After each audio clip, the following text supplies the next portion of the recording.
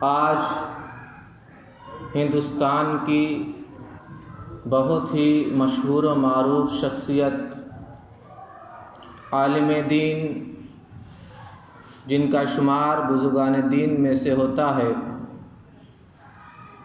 اور وہ 10ویں صدی کے مجدد بھی رہے ہیں، دنیا انہیں محقق علی الاطلاق کہتی ہے۔ آپ کا لقب شارح مشکات بھی ہے اور آپ کی خدمات علم حدیث کے تعلق سے ہندوستان کی سرزمین پر کافی اہمیت کی حامل ہے۔ یعنی میری مراد حضرت شیخ عبدالحق محدث دہلوی رحمۃ اللہ تعالی علیہ، جن کا عرس پاک 22 ربیع الاول کو ہر سال دہلی کی سرزمین پر منعقد کیا جاتا ہے۔ یہ وہ عظیم شخصیت ہے کہ ہندوستان کی سرزمین پر علم حدیث کی ترویج و اشاعت اور اس کی نشر و اشاعت میں آپ سہر فہرست ہیں۔ اگر یہ کہا جائے کہ ہندوستان کی سرزمین کو علم حدیث سے آگاہ کرنے والے، اس کی نشر و اشاعت کرنے والے، اس کی ترویج و اشاعت کرنے والی کوئی ذات ہے تو حضرت شیخ عبدالحق محدث دہلوی رحمۃ اللہ تعالی علیہ ہے۔ اور آپ کا مدرسہ دہلی کی سرزمین پر بہت ہی اہمیت کا حامل تھا اس زمانے میں، جس زمانے میں اکبری فتنہ اپنے عروج پر تھا۔ اکبری فتنہ، اب تاریخ کی کتاب پڑھیں تو آپ کو معلوم ہوگا کہ یہ اکبری فتنہ تھا کیا۔ اس نے خود دین الہی نام کا ایک دین ایجاد کر لیا تھا، وہ سارے مذاہب کا معجون مرکب تھا، اور اسی زمانے میں مہدوی کا نعرہ بلند کیا گیا تھا۔ ایک شخص تھا جو سید محمد جونپوری کے نام سے مشہور تھا، اس نے اپنے مہدی ہونے کا اعلان کیا، جبکہ حضرت امام مہدی آخری زمانے میں آئیں گے۔ اور اس نے اکبری زمانے میں حضرت شیخ عبدالحق محدث دہلوی رحمۃ اللہ تعالی علیہ کے زمانے میں اپنے مہدی ہونے کا اعلان کیا تھا۔ حضرت شیخ عبدالحق محدث دہلوی رحمۃ اللہ تعالی علیہ نے اپنے تقریر کے ذریعے، اپنی تحریر کے ذریعے، اپنی تصنیف کے ذریعے، اپنی تالیف کے ذریعے اس کا رد فرمایا، اور جو عقائد باطلہ، جو خیالات فاسدہ اس زمانے میں ترویج پا رہے تھے، جن کی اشاعت کی جا رہی تھی، جن کو لوگوں کے سامنے پیش کیا جا رہا تھا، حضرت شیخ عبدالحق محدث دہلوی رحمۃ اللہ تعالی علیہ نے اس کا رد فرمایا، اور اس کے تعلق سے آپ نے کتابیں بھی رقم فرمائی۔ حضرت شیخ عبدالحق محدث دہلوی رحمۃ اللہ تعالی علیہ، آپ کا نام عبدالحق ہے، آپ کی کنیت ابو المجد ہے، اور لقب محدث دہلوی ہے، محقق علی الاطلاق ہے، مجدد اعظم ہے،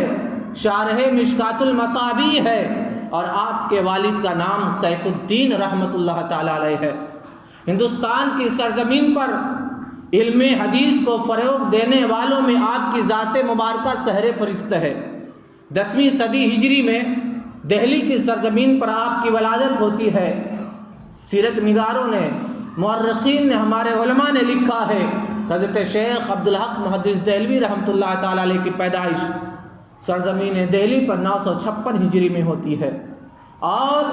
آپ اپنے والد محترم کی آغوش شفقت میں پروان چڑھتے ہیں، تربیت پاتے ہیں، اور آپ کی پرورش ہوتی ہے۔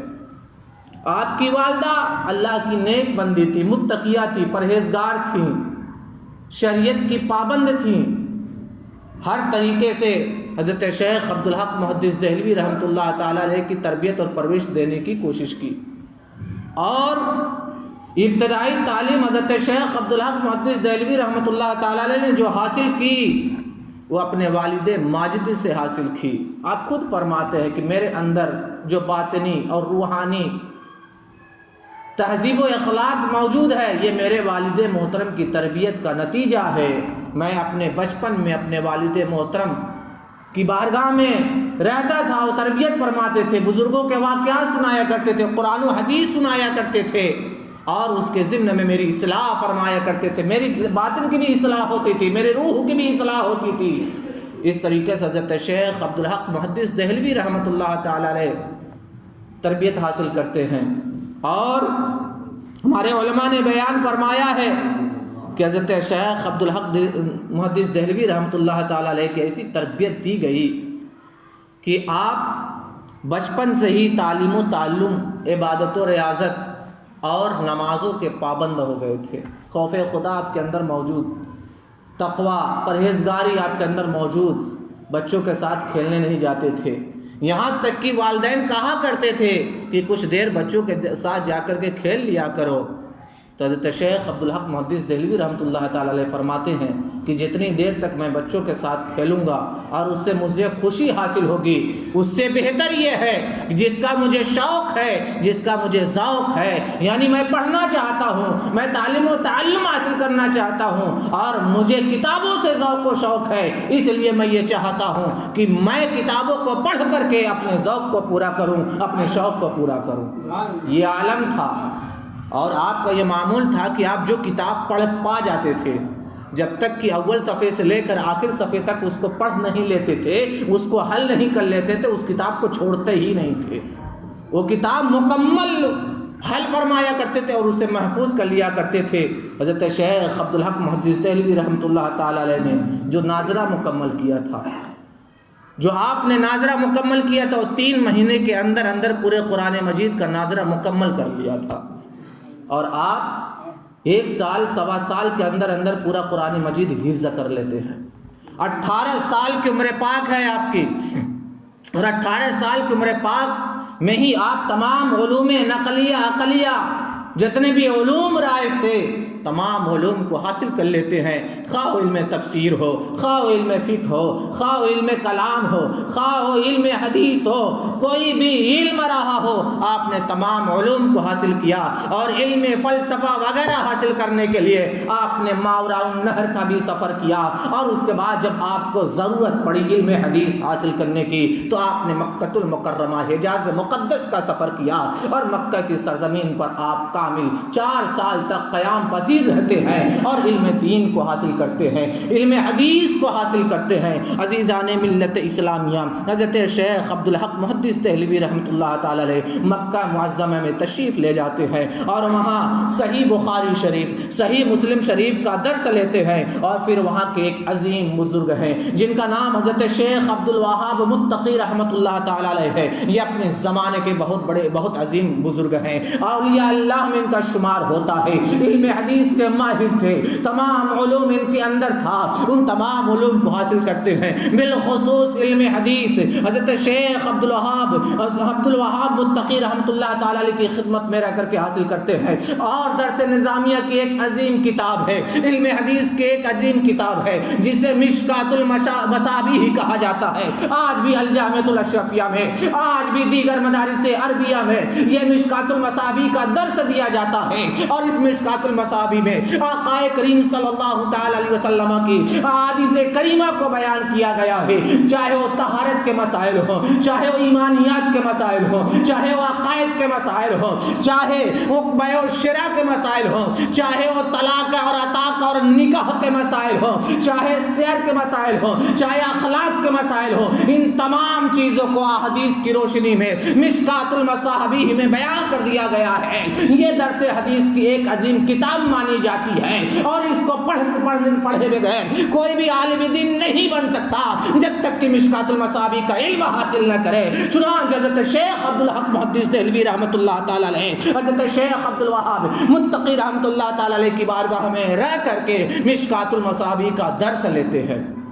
اور وہی فیضان تھا کہ آپ نے مشکات المصابیح کی ایک شرح لکھی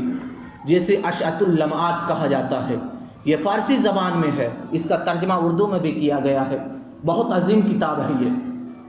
احادیث کریمہ کے معنی و مفاہیم کیا ہیں، اس کی تشریحات کیا ہونی چاہیے، ان کا مطلب کیا ہے، حضرت شیخ عبدالحق محدث دہلوی رحمۃ اللہ تعالی علیہ نے اس کو بیان کیا۔ اور آج بھی ہمیں ضرورت پڑتی ہے، اگر فتاویٰ میں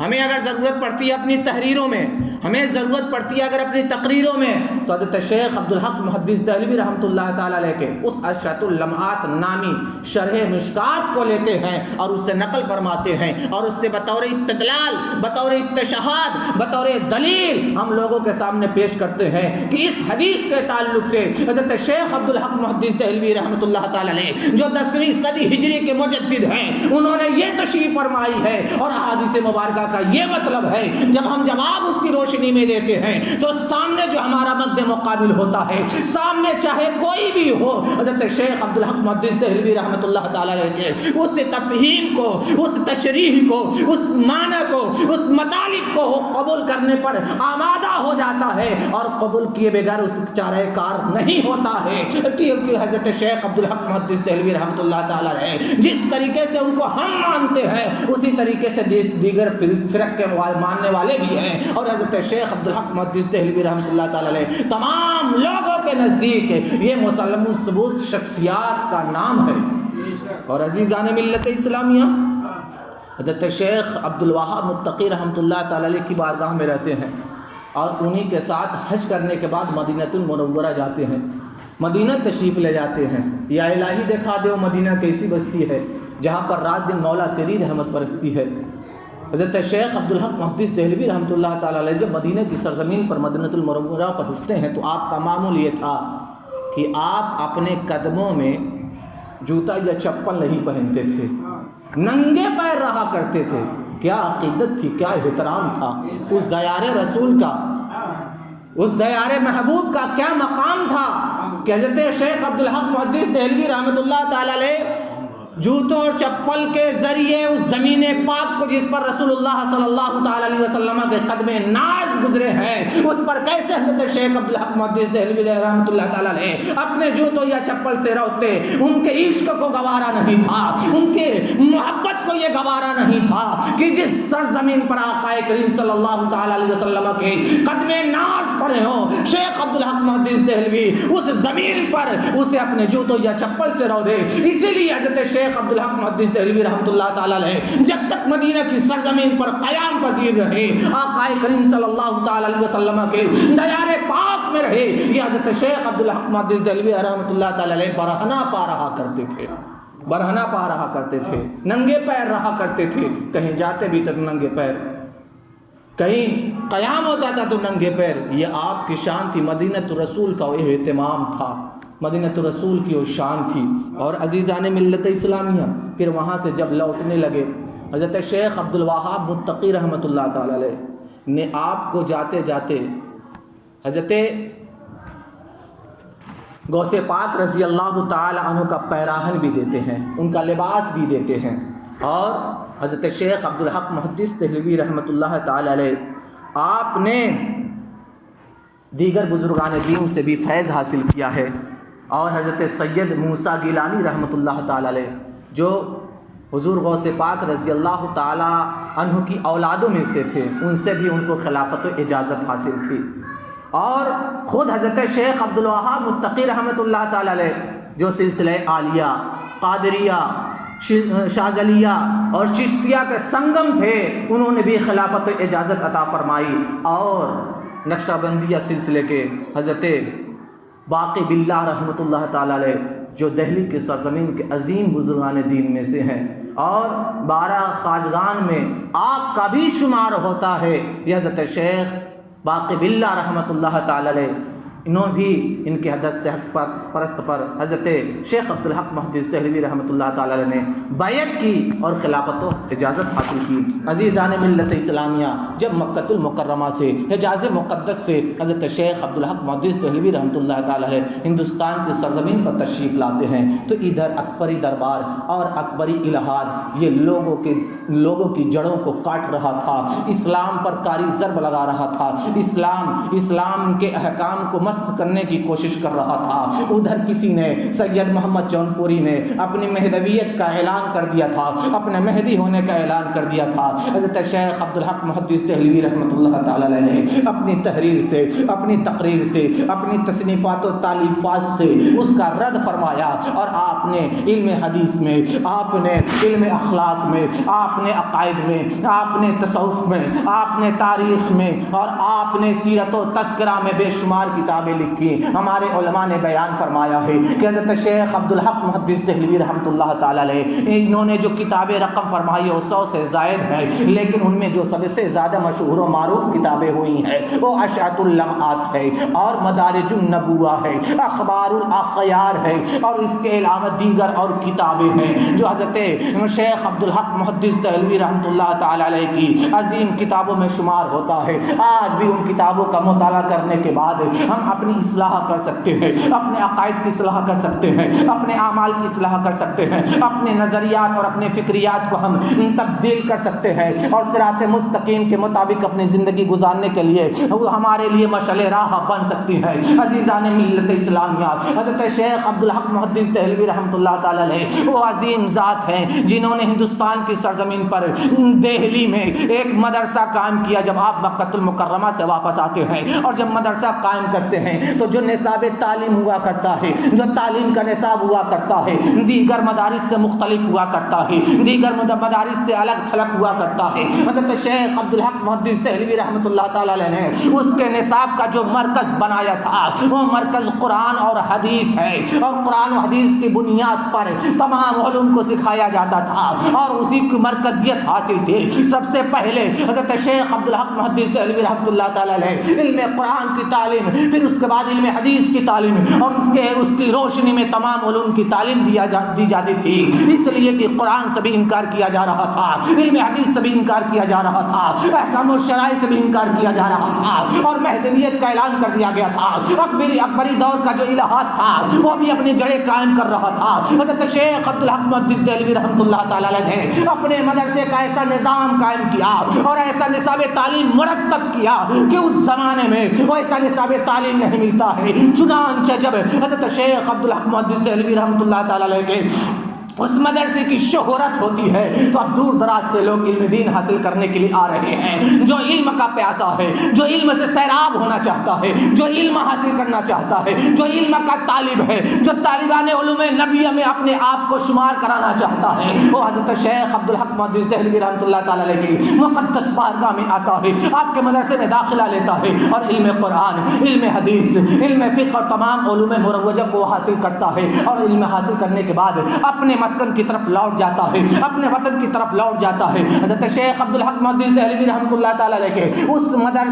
اس مدرسے میں پڑھانے والے جو اساتذہ تھے ان کی بھی خواہشیں ہوا کرتی تھی کہ حضرت شیخ عبدالحق محدث دہلوی رحمۃ اللہ علیہ کی بارگاہ میں رہ کر کے وہ علوم نبویہ سے فیضیاب ہو سکے۔ چنانچہ تعلیم و تعلم کا یہ سلسلہ چلتا رہا، اور حضرت شیخ عبدالحق محدث دہلوی رحمۃ اللہ تعالی علیہ 94 سال کی مدت تک، یعنی آپ کے جو عمر پاک تھے 94 سال تھی، اور ان تمام عمر میں آپ نے علم دین کی نشر و اشاعت میں اپنی پوری زندگی کو گزار دیا، اور آپ نے باطل کا رد فرمایا، عقائد فاسدہ کا رد فرمایا، غلط نظریات کا رد فرمایا، اور آپ نے الہاد اور مہدویت اور الفی عقائد کا رد فرمایا۔ اسی وجہ سے زمانے کے لوگوں نے آپ کو مجدد اعظم کا نام دیا، اور آپ کو 10ویں صدی کا مجدد کہا گیا۔ عزیزان ملت اسلامیہ، یہی حضرت شیخ عبدالحق محدث دہلوی رحمۃ اللہ تعالی علیہ ہیں، اور یہ بھی نکاح فرماتے ہیں۔ آقا کریم صلی اللہ تعالی علیہ وسلم کی سنت مبارکہ ہے، ان نکاح من سنتی، نکاح میری سنت ہے۔ چنانچہ آپ نے بھی نکاح فرمایا۔ آپ کے 3 فرزند ہوتے ہیں، آپ کے بڑے فرزند کا نام حضرت شیخ نور الحق ہے۔ یہ حضرت شیخ عبدالحق محدث دہلوی رحمۃ اللہ تعالی علیہ کے جان نشی بھی ہوئے، اور علم میں بھی، عمل میں بھی، تقوی میں بھی، طہارت میں بھی، کردار میں بھی، سیرت میں بھی حضرت شیخ عبدالحق محدث دہلوی رحمۃ اللہ تعالیٰ علیہ کے ہو باہو تھے. اسی وجہ سے حضرت شیخ عبدالحق محدث دہلوی رحمۃ اللہ تعالیٰ علیہ انہیں اپنا وجود ثانی کہا کرتے تھے. اور یہی حضرت نور الحق ہیں جو حضرت شیخ عبدالحق محدث دہلوی رحمۃ اللہ تعالیٰ علیہ کے صاحبزادے ہیں. بخاری شریف کی ایک شرح لکھتے ہیں جس کا نام تیسیر القاری ہے. 6 جلدوں میں عربی 6 جلدوں میں اس کو رقم فرماتے ہیں. اور عزیزان ملت اسلامیہ یہی حضرت شیخ عبدالحق محدث دہلوی رحمۃ اللہ تعالیٰ علیہ کے صاحبزادے ہیں کہ جب حضرت شیخ عبدالحق محدث دہلوی رحمۃ اللہ تعالیٰ علیہ کا وصال ہو جاتا ہے تو آپ کی وصیت کے مطابق حوض شمسی پر جو دہلی میں حضرت قطب الدین بختیار کاکی رحمۃ اللہ تعالیٰ علیہ کے مزار پاک کے پاس ہے, اس حوض شمسی پر وصیت کے مطابق اس کے کنارے آپ کو دفن کیا جاتا ہے. اور آپ کے بڑے صاحبزادے جن کا نام حضرت شیخ نور الحق تھا انہوں نے نماز جنازہ پڑھائی اور اپنے والد کے بعد اپنے والد کی مسند پر آپ فائز ہوتے ہیں. اور حضرت شیخ عبدالحق محدث دہلوی رحمۃ اللہ تعالیٰ علیہ کے دوسرے صاحبزادے کا نام علی احمد تھا, یہ بھی علی محمد تھا, یہ بھی بڑے عالم دین ہیں, یہ بھی اولیاء اللہ میں ان کا بھی شمار ہوتا ہے. اور ایک صاحبزادے کا نام محمد ہاشم تھا, یہ بھی حضرت شیخ عبدالحق محدث دہلوی رحمۃ اللہ تعالیٰ علیہ کے سچے جانشین ہوئے اور آپ بھی عالم دین رہے ہیں. عزیزان ملت اسلامیہ یہ مختصر سے وقت میں حضرت شیخ عبدالحق محدث دہلوی رحمۃ اللہ تعالیٰ علیہ کی پوری سوانح حیات ہے جو میں نے آپ کے سامنے پیش کر دی ہے. اور حضرت شیخ عبدالحق محدث دہلوی رحمۃ اللہ تعالیٰ علیہ کا جو وصال مبارک ہوتا ہے 21 ربیع الاول 1052 ہجری میں دہلی کی سرزمین پر ہوتا ہے. حوض شمسی کے کنارے حضرت قطب الدین بختیار کاکی رحمۃ اللہ تعالیٰ علیہ کے روضہ پاک کے پاس اس کے قریب حضرت شیخ نور الحق رحمۃ اللہ تعالیٰ علیہ آپ کی نماز جنازہ پڑھاتے ہیں اور وہیں پر آپ کی تدفین عمل میں آتی ہے. یہ ہمارے اسلاف ہیں, یہ ہمارے بزرگان دین ہیں جن کے نقش قدم پر چل کر کے ہم اپنی زندگی کو آسانی کے ساتھ گزار سکتے ہیں. ان کے سیرت و کردار کو پڑھ کر کے ہم اپنے عمل کو درست کر سکتے ہیں. اس لیے عزیزان ملت اسلامیہ گزارش یہ ہے کہ ہم اپنی اصلاح عقائد بھی کریں, ہم اپنے اصلاح اعمال بھی کریں, اپنے نظریات اور اپنے فکر کو بھی اپنے اسلاف کی زندگیوں کے مطابق گزارنے کی کوشش کریں. قرآن فرماتا ہے یا ایھا الذین آمنوا اتقوا اللہ وکونوا مع الصادقین, اے ایمان والو اللہ سے ڈرو اور سچوں کے ساتھ ہو جاؤ. سچوں میں ایک بزرگان دین بھی ہیں, اولیاء کاملین بھی ہیں, علماء صالحین بھی ہیں, تمام اللہ کے نیک محبوب بندے ہیں, خواہ وہ نبی ہوں, خواہ وہ رسول ہوں, خواہ وہ صحابہ ہوں, خواہ وہ تابعین ہوں, خواہ وہ تبع تابعین ہوں, خواہ وہ بزرگان دین ہو, خواہ اولیاء اللہ ہو, خواہ وہ علماء صالحین ہو, ان کے نقش قدم پر چل کر کے ہم اپنی زندگیوں کو گزاریں گے تو انشاءاللہ اللہ بھی راضی ہوگا, رسول اللہ بھی راضی ہوں گے اور ہماری زندگی کامیابی و کامرانی کے ساتھ گزر جائے گی. اللہ کی بارگاہ میں دعا ہے کہ ہمیں کہنے سے زیادہ سمجھنے اور کہنے سے زیادہ عمل کرنے کی توفیق عطا فرمائے. استغفر اللہ وما علینا الا البلاغ. السلام علیکم. آج